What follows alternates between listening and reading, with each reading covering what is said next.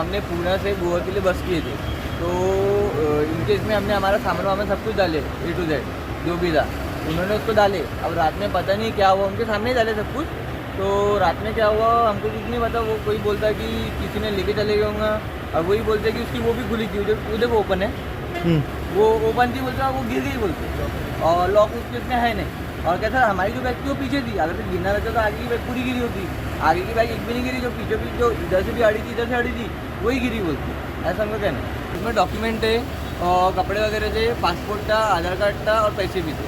कितने बैग हो गए? पैसे इतना अंदाजा याद नहीं कितना खर्च किया, 8 से 10 हज़ार लेकर के आया था घर। और कितने बैग गए? दो बैग गई, एक मेरी गई एक इनकी गई। आपके बैग में क्या क्या था?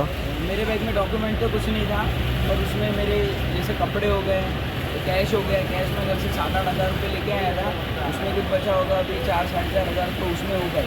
उसमें मेरे जूते थे 6-7 हज़ार रुपये के थे, कपड़े थे उसमें नए नए, अभी उसके लिए आए थे घूमने बस। अभी पुलिस क्या बोल रहे हैं?